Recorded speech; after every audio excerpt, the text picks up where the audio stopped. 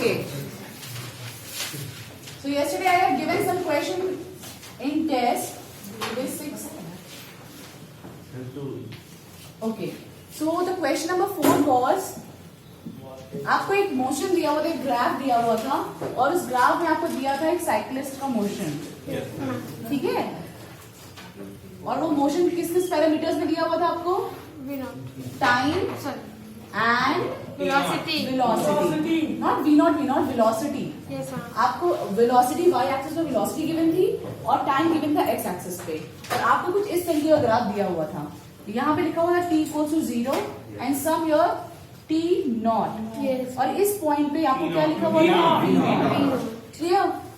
और आपको बोला है कि आपका जो साइक्लिस्ट है उसका ये मोशन है. उसके बाद से फर्स्ट क्वेश्चन क्या पूछा गया था? One child please explain. Yes please. What is the starting velocity of cyclist? What is the Starting velocity of cyclist. First part में आपको पूछा गया है starting velocity of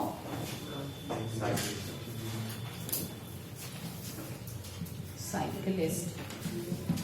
now just tell me, अगर साइकिलिस्ट कहीं से चालू जाना शुरू होगा, आपको सिर्फ ग्राफ को लिख करके देखना है. तो जब वो स्टार्ट करेगी उससे जर्नी, तो किस टाइम से स्टार्ट करी होगी? t इक्वल टू 0 से. जब भी आप किसी जर्नी को मेजर करते हो, टाइम से तो मेजर करते हो कि इस टाइम पे वो कहाँ पे है, इस टाइम पे वो कहाँ पर है. तो यहाँ पे जो जर्नी स्टार्ट हो रही है वो किस टाइम से स्टार्ट हो रही है? t equal to 0. अब आपको देखना है t इक्वल टू 0 पे आपको उसकी वेलोसिटी पता करनी है. तो आपको क्या करना होगा? y एक्सिस पे t इक्वल टू 0 की वैल्यू देखनी है. तो आप देखो y यहाँ पे t इक्वल टू 0 पे y एक्सिस पे कितनी वैल्यू शो हो रही है? v not. इसका मतलब उसकी वेलोसिटी कितनी है? v not. Starting velocity of cyclist is v not. ये जब आप ग्राफ रीड करते हो उससे मैंने आपको बताया था. अच्छा, मैं जैसे एक और क्वेश्चन और बता रही हूँ, जरा बताइएगा. अगेन ये सब वेलोसिटी टाइम्स आपसी हैं. मैं खुद बना रही हूँ, आप बस बताते जाएंगे.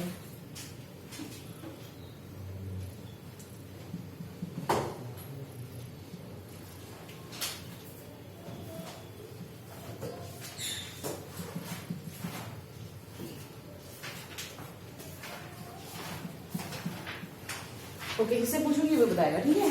श्लोक स्टैंड अप. बेटा इस वाले ग्राफ में वेलोसिटी कितनी है स्टार्टिंग पॉइंट पे? t equal to 0. टाइम तो 0 है, वेलोसिटी कितनी है? v नॉट कहाँ लिखा है यहाँ पे?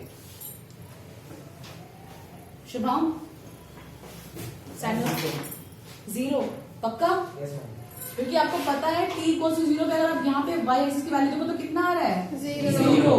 ठीक है. और अगर मैं बोलूं t इक्वल्स टू 2 से, हाँ, एंड यहाँ पे आपको दिया हुआ है r. So just tell me at t equals to 2 what is the velocity? r. Understood? Yes. Now you can read the graphs. Yes. अब इस वाले ग्राफ पे आइए. ये भी कोई मोशन का ग्राफ है, ये यूनिफॉर्म मोशन नहीं है, आप खुद देख सकते हो. Yes, हाँ. अगर मैं यहाँ पे पूछूं श्लोक टाइम t equals to 0 पे क्या वेलोसिटी होगी? कितने लोग बता सकते हैं? Just raise your hand high. क्या है ma'am? Time t equals to 0 पे ऑब्जेक्ट की कितनी वेलोसिटी है? 0. May I? Yes. Ma'am, P. क्योंकि मैं p वहाँ पे है. यहाँ पे कितनी वैल्यू है? At t naught. Ma'am, Q. समझ में आया ग्राफ रीड करना? तो स्टार्टिंग वेलोसिटी ऑफ साइक्लिस्ट इस केस में कितना है? t इक्वल्स टू 0 पे V naught. v naught start कर रहा है वो जर्नी, और स्टार्टिंग जर्नी में ऑलरेडी आपको ग्राफ की वैल्यू कुछ मिल रही है बाय एक्सिस पे. सिर्फ both of you. Now second question was, What is the acceleration of cyclist? What is the acceleration of cyclist? आपको मैंने जब डिफरेंट टाइप्स ऑफ ग्राफ्स बताए थे, कीप पॉइंट, जब डिफरेंट टाइप्स ऑफ ग्राफ्स बताए थे तो मैंने आपको बताया था कि एक्सेलरेशन क्या होता है? वेलोसिटी टाइम ग्राफ के स्लोप से आपको मिलता है. अगर आप यहाँ पे देखो तो आपको कोई स्लोप मिल रहा है? No, ma'am. आपने स्लोप पढ़ा होगा ना, क्लास में पढ़ा है कि नहीं पढ़ा है? स्लोप क्या होता है? स्लोप का formula? Yes. Stand up. Math में पढ़ा है ना? ग्राफ्स पढ़ेगी नहीं अभी? Yes. Delta Y upon delta X. सही है, ये मैंने बताया भी था एक बार क्लास में. अगर आप delta Y upon delta X, change in Y upon change in X. अगर आप यहाँ पे 2 पॉइंट लो, आपने t0 से t नॉट लिया और यहाँ पे आपने 2 वेलोसिटीज देनी है. ठीक है. This is y1 and this is y2. तो change in velocity upon change in time, Y axis में जो चेंज आया है अपन एक्स एक्सिस में चेंज आया है। दोनों मैथ्स तरीके से भी आपको समझा दे रही हूँ, ठीक है। So can you tell me that what is the value of y2, V naught. What is the value of y1 V naught. और t नहीं है बेटा, आपको y की वैल्यू y एक्सिस की वैल्यूज काउंट करनी है, Yes, ma'am. ठीक है। तो y एक्सिस में y1 की वैल्यू कितनी है V naught. y2 की वैल्यू कितनी है V naught. v naught, y3 की वैल्यू V naught. समझ में आया। इस पूरे ग्राफ में सबकी वैल्यू आप y एक्सिस में पढ़ोगे, ठीक है।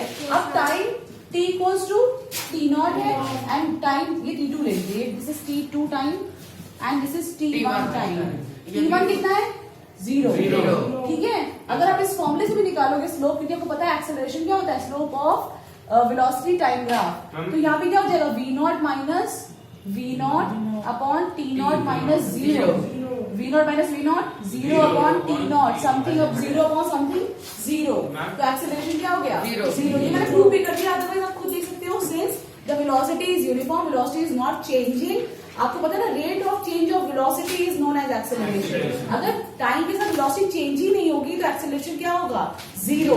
कल एक असर्शन और रीजन भी दिया था मैंने सीखा, Yes, ma'am. रिमेंबर। आप उसकी स्टेटमेंट से भी देख सकते थे ये गलत है, गलत इन द सेंस यहाँ पे कोई भी वेलोसिटी में चेंज नहीं है, इसका मतलब आपका एक्सेलरेशन क्या हो गया 0 हो गया। क्लियर? मैम यस मैम वो फॉर्मूले से स्लोप के फॉर्मूले से निकाल के शो करना है नहीं, मैम। डायरेक्ट अगर आपको स्लोप मैंने आपको दिखा दिया, प्रूव भी कर दिया है, डायरेक्ट लिख सकते हैं। डायरेक्ट लिख सकते हो, लेकिन आपको स्टेटमेंट लिखना पड़ेगा फिर Yes, भी। ma'am. समझ गए ना स्टेटमेंट क्या लिखना पड़ेगा? Since velocity is uniform, velocity is not changing with time, therefore acceleration is 0, है ना। क्योंकि आपको सबको डेफिनेशन पता है, एक्सेलरेशन की डेफिनेशन क्या होती है rate of change of velocity. Velocity में कुछ भी चेंज आना चाहिए तभी बॉडी में एक्सेलरेशन होगा। क्लियर? और कोई क्वेश्चन में, किसी क्वेश्चन में डिफिकल्टी? यस, सेकंड वाला क्वेश्चन क्या था? What is force of attraction between two unit point masses separated by a unit distance called? कौन बताएगा इसका answer? Who wanna tell? Yes, Gravitational force. gravitational force or anyone? Ma'am Could you please repeat the ma'am question? Might have not seen the question. Force of attraction. Read the question loudly. Question क्या दिया हुआ है, फिर से बोलिए जरा। What is the force of attraction between two unit point masses separated by unit distance is called? Gravitational force. Gravitational force. Yes, ma'am. Unit का मतलब पहली बात क्या होता है 1, ये सबको पता होगा, ठीक है। दो मासेस हैं, दोनों का मास कितना है 1 kg और 1 kg ले लीजिए दोनों का मासेस, और डिस्टेंस कितना है Square. यूनिट है 1, यू कैन टेक 1 मीटर, ठीक है। तो आपको पता है जब भी दो मासेस होते हैं और उनके बीच में डिस्टेंस है तो उनके बीच में कौन सा फोर्स लगता है Gravitational फोर्स। समझ में आया? जब भी मासेस की बात होगी कि 2 मासेस और उनके बीच में कुछ डिस्टेंस सेपरेटेड दिया हुआ है तो उसका मतलब वहाँ पे कौन सा फोर्स लग रहा होगा Gravitational. ये 1 मार्क का क्वेश्चन था, आपको कुछ फॉर्मूला वाला कुछ भी नहीं करना है, आपको बस इतना बताना है कि since the force is acting between two massive bodies having some distance between them, therefore there must be a gravitational force occurring between them. Clear? Yes. समझ में आ गया? Water में वो नहीं लगता ना gravitation. इसमें Water. वाटर मॉलिक्यूल्स इसमें लगेगा, पानी में पानी में, अरे पानी इज अ बॉडी ना, पानी के अंदर मास है, Also held by everything which occupy mass, even gaseous molecule are also having mass, ठीक है। उन मॉलिक्यूल्स के बीच में भी मास है, तो जिसके पास ये मास है, कोई भी दो मैसिव बॉडीज है, लेकिन इतना याद रखो जितना ज्यादा मास होगा उतना ज्यादा ग्रेविटेशनल फोर्स होगा। तो जितना लाइट पार्टिकल्स होंगे तो उसमें बहुत निग्लिजिबल होगा, समझिए, बहुत कम वैल्यू होगी। Clear? Any other doubt? No. Should I give next questions? Yes, ma'am. Please note it down. Now next question. First question is an assertion and reason question. This is for your practice only. ठीक है? These questions are for practice. You all will try, and if you are having doubt, we will solve these down in next class. Assertion, note it down. The energy in kilowatt hour. The energy in kilowatt hour consumed. Ma'am, you have to do that. नहीं assertion है, this is an assertion.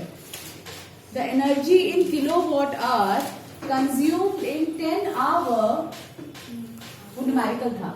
Yes, ma'am. नहीं assertion था लेकिन kilowatt hour is a commercial unit. The energy in kilowatt hour consumed in 10 hours by 4 devices. Assertion I mean. Yes. The energy in kilowatt hour By 4. by 4 devices. I'm not Assertion क्या था? wait. Ma'am क्या है? I have repeated so many times. I'll just repeat one time. सुन पाइए तो लिखिए. Otherwise मैं बार बार सबको disturb हो रहा है ऐसे. ठीक है?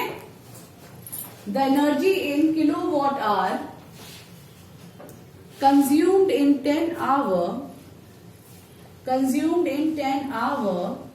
by 4 devices of power 500 watt. 4 devices of power 500 watt each. 500 watt each is 2 into 10 to the power 4 is 2 into 10 to the power 4 kilowatt hour. इसके बाद इतना. Yes. The energy in kilowatt hour consumed in 10 hour by 4 devices each of 500 watt is 2 into 10 to the power 4 kilowatt hour. Write down the reason. The energy consumed by devices. The energy consumed by devices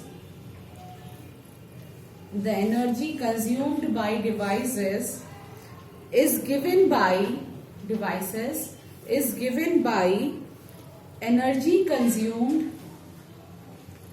The energy consumed by devices is given by energy consumed equal to energy consumed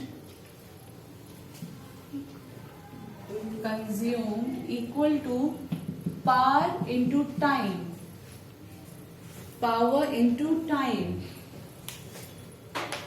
Done? This is the reason. Should I repeat? No, ma'am. Everyone have noted down? Yes, ma'am. Then note down the next question. A machine, Assertion लीजिए ना. you need, it's a numerical. A machine. A machine raises a load of 950 Newton through a height of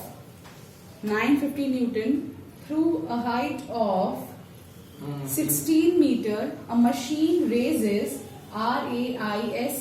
raises a load of 950 Newton through a height of 16 meter in 5 seconds. Okay? A machine raises a load of 750 Newton through a height of 16 meter. Ma'am, 950 Newton. 950 Newton, yes. 950 Newton through a height of 16 meter in 5 seconds. Full stop. Calculate the power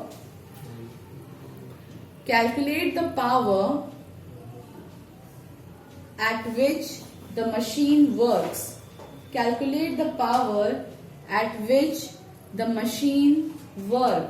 ma'am ji की वजह से लिखनी चाहिए.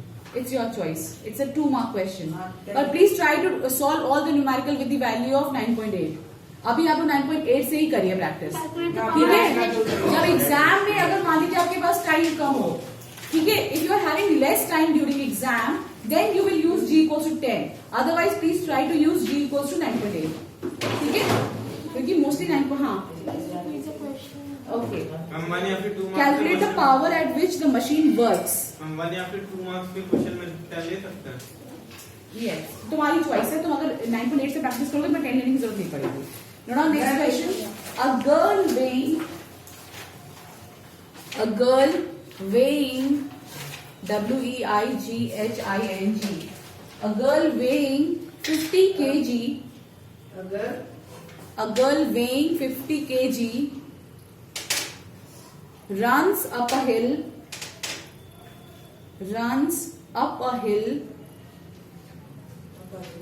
raising herself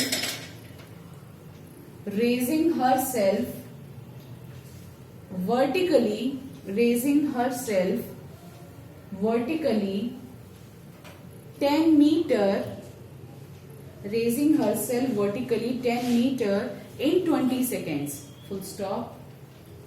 A girl weighing 50 kg runs up a hill, raising herself vertically 10 meter in 20 seconds. Full stop. What is the power? What is the power? What is the power expended by the girl? What is the power expended by the girl? Done? Yes, ma'am. कितने लोग कर लेंगे question? Easy है, कोई difficult नहीं है. Yes, sir.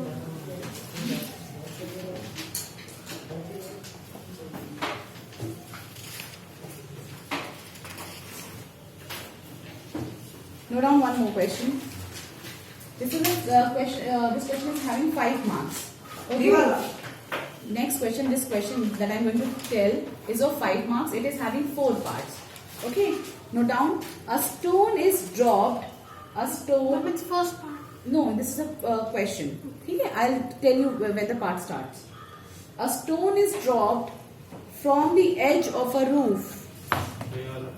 A stone is dropped from the edge of a roof. Part 1. Don't think ये question कराया हुआ है. डिफरेंट की वैल्यू, सबकी वैल्यूज चेंज है. क्वेश्चन डिफरेंट है. मतलब आपको लग रहा है सिमिलर क्योंकि आपने बहुत सारे क्वेश्चंस देख लिए हैं. समझ में आया? ऐसे ही इसीलिए इसे बोलते हैं प्रैक्टिस.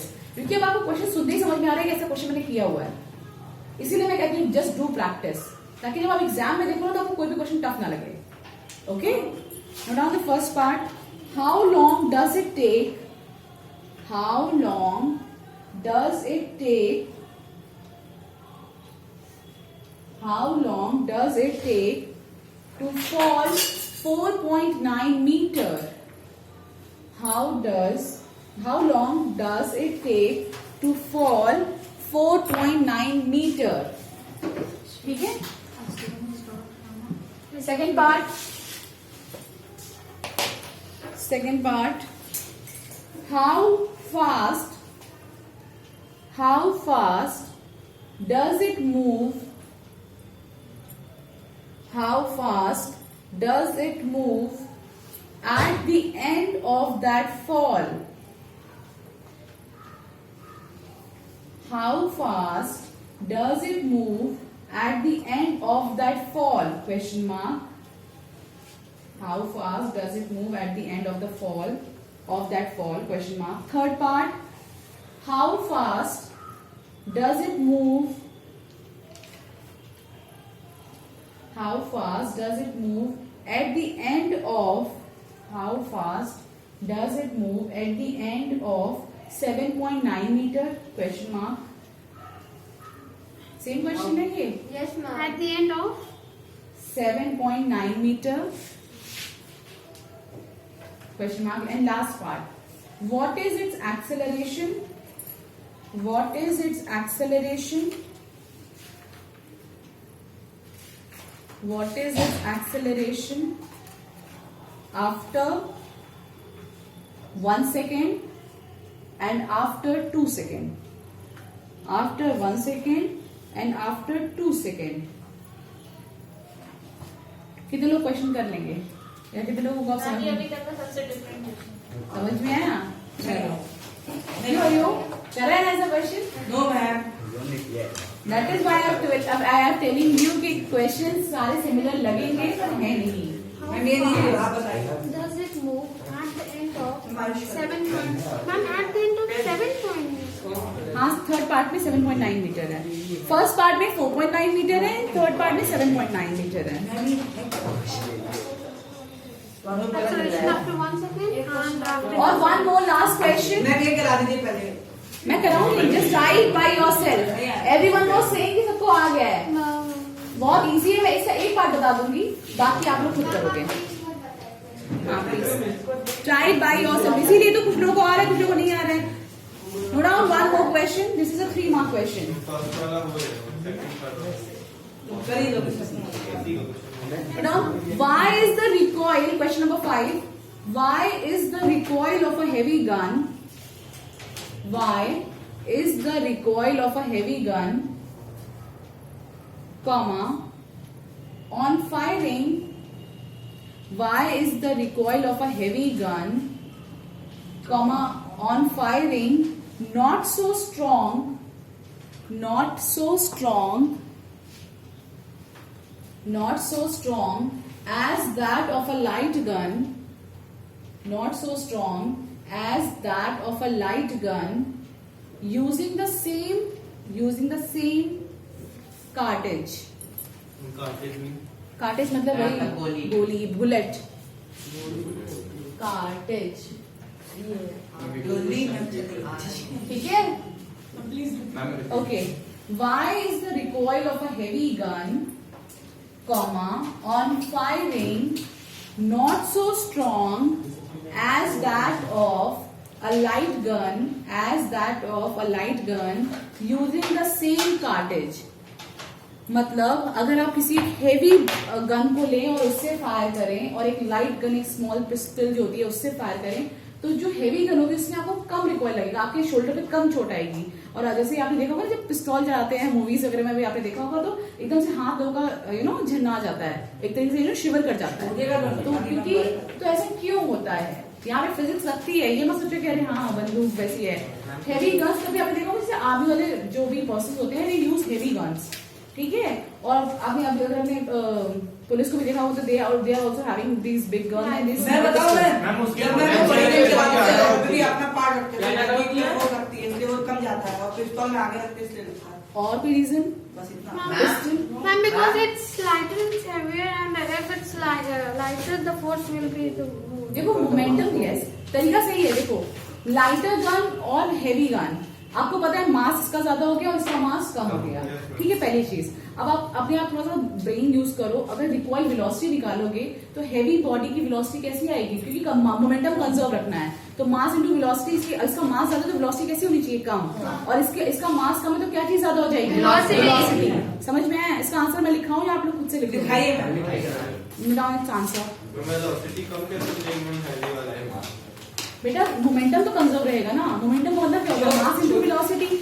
जो भारी गाड़ी होती है वो धीरे चलती है हाँ आपने कभी लाइफ में देखा है जैसे अगर आप ट्रक्स देख लो, ठीक है ट्रक कभी आपने बहुत तेज स्पीड चलाते हुए देखा होगा, लेकिन अगर जितनी लाइट कार्स होती है जितनी भी रेसिंग कार्स होती है they are made very light. समझ में आएगी? उनकी बॉडी फाइबर की बनी होती है। और जितने भी जो आपकी हेवी लोडिंग कार्स होती हैं जो समझ में आए तो उससे क्या होता है वेलोसिटी इसमें मतलब मास आपका मोमेंटम कंजर्व रहेगा। चलो बातें नहीं सो डाउन आंसर से लिखो लास्ट वाले का। The mass of the heavy gun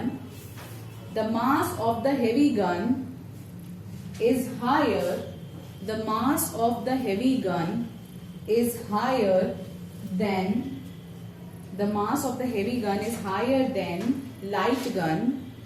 than light gun, comma, so its recoil velocity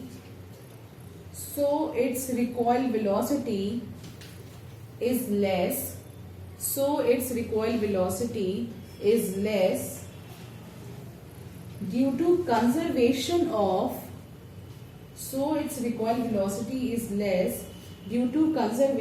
of linear momentum,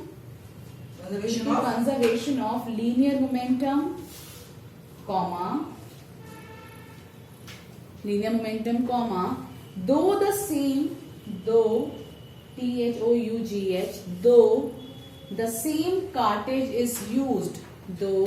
the same cartridge is used. Now read all the line अपने मन में आप इसको पढ़ो जरा और समझो।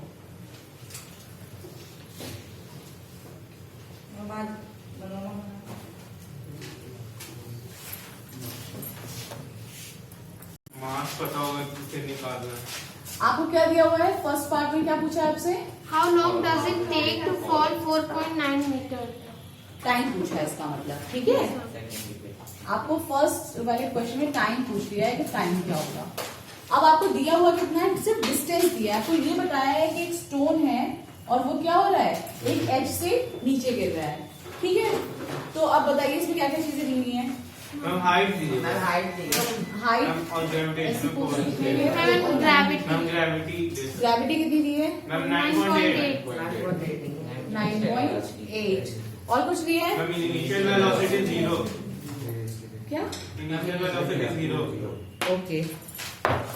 अच्छा ये बताइए जब ऑब्जेक्ट यहाँ से गिरेगा तो इसकी इनिशियल वेलोसिटी 0 हम equation ये क्योंकि आप, हाँ इक्वेशन का मुश्किल लगेगा। आपको u इक्वल्स टू 0 दिया हुआ है, यहाँ पे जब नीचे आएगी तो वेलोसिटी इंक्रीज करेगी, काइनेटिक एनर्जी इंक्रीज होगी, ऊपर पोटेंशियल एनर्जी कम होती है। आपको टाइम निकालना है। हमारे पास 3 इक्वेशंस ऑफ मोशन है। v equals to u plus at, s equals to ut plus half at square. Ma'am first से निकल जाएगा। मैम फर्स्ट में a कहाँ दिया हुआ है आपको, मैम जी ले दो। तो b का प्लस b का है, मैम डी नहीं, मैम सेकंड वाले से। yes, so you will use second equation of motion, keep quiet, s equals to ut plus half gt square, Ma'am, और यहाँ पे h s is equals equal to h, what is the value of h, 4.9 u की value, zero ma'am ये पूरा term क्या हो जाएगा, Zero. Zero, ठीक है, इंटू हाफ g की वैल्यू 9.8 इंटू टी स्क्वायर। समझ में आ गया। यस मैम अब 2 से इसको कट करोगे कितना हो जाएगा, मैम यस 4.9 ही आ जाएगा। तो 4.9 is equals to 4.9 into T square, Yes, ठीक है। ये यहाँ मल्टीप्लीकेशन में है तो ये टर्म यहाँ पे आके डिवीजन डिवीजन में, T square equals to 4.9 divided by 4.9, one कितना आ गया 1, T square equals to 1, T equals to 1। Yes समझ में आया। Yes, ma'am. तो टाइम निकल गया कितना, 1 सेकंड। थोड़ा सा दिमाग लगा लेना, सारे न्यूमेरिकल्स में इक्वेशंस ऑफ मोशन यूज हो रही होगी कहीं ना कहीं, कुछ भी ना समझ में आए इक्वेशंस ऑफ मोशन जरूर ट्राई कर लेना, ठीक है। उससे आप सारे पैरामीटर्स निकाल लोगे, क्लियर। अब बाकी के 3 पार्ट्स आपके होमवर्क हैं, सब लोग ट्राई तो करो, अपना ब्रेन यूज करो, ठीक है। Just try your, you know. Ma'am time निकाल लीजिए, वेलोसिटी निकाल लीजिए। निकल जाएगा।